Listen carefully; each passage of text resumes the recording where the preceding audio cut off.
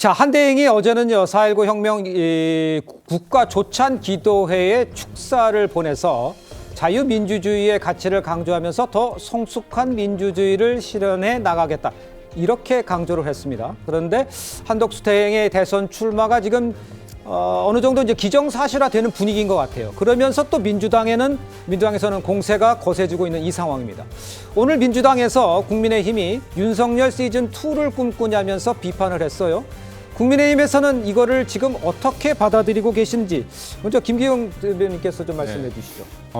민주당은 이번에 대선 프레임을 내란 종식 프레임, 그다음에 윤석열 시즌2로 규정을 한 것 같습니다. 네. 그렇지만 윤석열 전 대통령은 계엄을 통해서 네. 헌재 결정을 통해서 파면이 됐습니다. 정치적 책임을 받으신 거죠. 그렇기 때문에 계속 내란 한다고 해서 국민들이 지금 내란 중이라고 생각할까요? 네. 저는 아니라고 봅니다.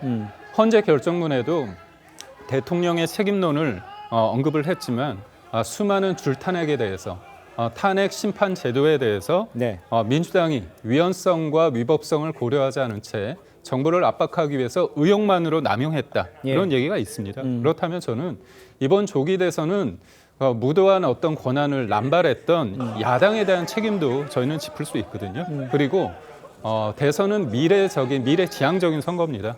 더더욱 제가 볼 때는 민주당이 도리어 이재명 대표가 수많은 공약을 얘기하고 있지만 그게 먹히지 않으니까 예. 과거 프레임, 소위 말해서 내란 종식 프레임으로 일관하는 게 아닌가 그런 생각을 해봅니다. 알겠습니다. 일단 민주당에서는 한덕수 대행을 향해서 반기문 전 대통령처럼 중도 포기할 것이다. 이런 목소리를 높이고 있습니다. 김민석 민주당 최고위원 목소리 한번 들어보죠.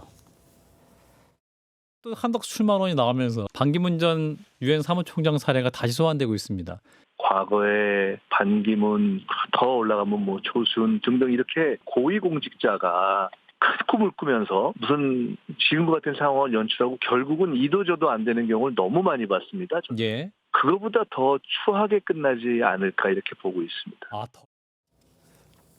그보다 더 추하게 끝날 것 같다라는 이야기를 했습니다. 민민석 최고위원 반기문 전 총장보다 더 안 좋게 끝날 거다. 뭐 이런 건데 폭발력이 사라졌다. 뭐 이렇게 얘기를 하는 것 같은데 언제 했으면 폭발력이 있었고 뭐 왜 어떻게 사라졌다는 건지 좀 해석을 좀 해볼 필요가 있을 것 같아요. 그러니까 아마 초창기에 뭐 한덕수 대망론 뭐 이런 이야기가 나왔을 때 예. 그때 했으면은 혹시 모르겠지만 이제 지금은 어떤 시간이 지나버렸다. 예. 이미 한덕수의 모든 것은 드러났다. 이런 식이겠죠. 이런 식의 이제 비판을 하는 것인데 저는 조금 전에 반기문 전 유엔 사무총장 이야기했지만 두 사람은 예. 전혀 다르다고 생각을 합니다.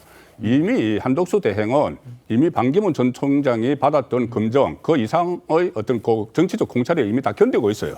예. 반기문 전 총장은 20일 동안 여러 가지 이제 정치적 공채를 받았고 또 본인도 제대로 적응하지 못하는 모습을 보였잖아요. 저희들이 기억하는 예. 뭐 태주단을 마신다든가 아니면 뭐 지하철 끊는데 그걸 실수를 했다든가 뭐 생수 문제도 있고 예. 여러 가지 어떻게 보면은 이 본질과 상관없는 그런 네네. 공격들을 들어갔고 거기서 또 견디지를 못했고 또 어떤 작업 문제도 있던 걸로 알려지고 해서 그만뒀는데 자.